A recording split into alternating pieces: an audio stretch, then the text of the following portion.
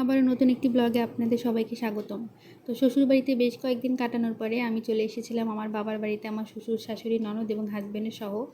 তো এরপরেই পরের দিন আমরা সবাই মিলে বেরিয়ে গিয়েছিলাম আমার বড় বৌদির 2 মেয়ে, আমার শ্বশুর, শাশুড়ি, আমার হাজব্যান্ড এবং আমার ননদকে নিয়ে আমাদের এখানে নবগয়া ধাম আছে সেখানে ঘুরতে।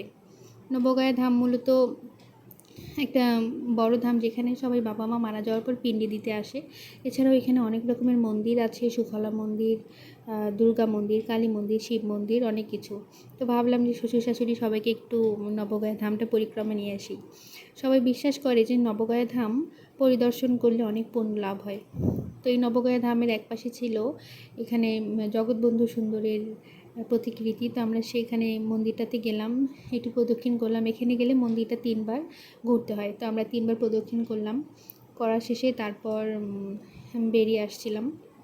তো এটা ছিল প্রদক্ষিণের সেই ভিডিওটা। এটা হলো আমার বড় ভাস্তি, আর এই হলো বড় বৌদি, আর এই হলো জগৎবন্ধু সুন্দর মন্দিরের ভিতরের প্রতিকৃতি। আশা করছি আপনাদের ভালো লাগবে। তো তারপরে এই যে আমার বড় বৌদির ছোটো মেয়ে, মানে আমার ভাস্তি, আর আমার ননদকে বললাম দাঁড়াও একটু তোমাদের ছবি তুলে দিই। এরপরে ছবি তুলে দেওয়ার পরে পাশেই ছিল আমাদের সাইফুন ব্রিজ। এটার নিচ দিয়ে মূলত নদীর পানি যায় আর উপর দিক দিয়ে ক্যানেলের পানি যায়।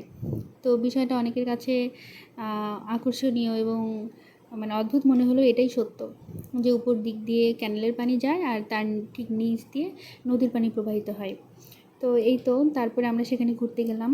ঘোরার সময় দেখছি যে আমার শ্বশুর আমার ছোটো ভাস্তির পিছন পিছন দৌড়াচ্ছে। মানে আমার শ্বশুর খুবই চাপা স্বভাবের মানুষ, কিন্তু সেখানে যাওয়ার পরে দেখলাম যে না, সে আমার ভাস্তিদের সাথে, মানে তার তো সম্পর্কে নাতনি হচ্ছে, তো তার নাতনিদের সাথে সে খুব খুশি, সে দৌড়াচ্ছে। মানে এটা আমাদের কাছে খুব অদ্ভুত লাগছিল যে বাবার মতো একজন মানুষ, এত চাপা একজন মানুষ, সে এত হাসি খুশি এরকম পেয়ে। তাই ভাবলাম যে এই মোমেন্টটা একটু ক্যাপচার করে রাখি, কোনো এক সময় বাবাকে দেখানো যাবে।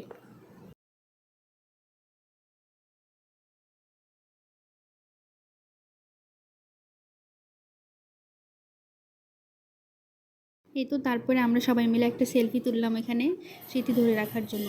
নবগয়া ধাম পরিক্রমা শেষে আমরা চলে গেলাম আমাদের ইস্কন মন্দিরে। তো ইস্কন মন্দিরে যাওয়ার পরে সেখানে দেখছিলাম যে সন্ধ্যা আরতি শুরু হয়ে গেছে। আমরা তুলসী আরতিটা পাইনি, কিন্তু বাকি যে গোড়াচাঁদের কীর্তন বা নৃসিংহদেবের আরতি সেটা পেয়েছিলাম। তো এই ছিল আজকে আমার ব্লগ।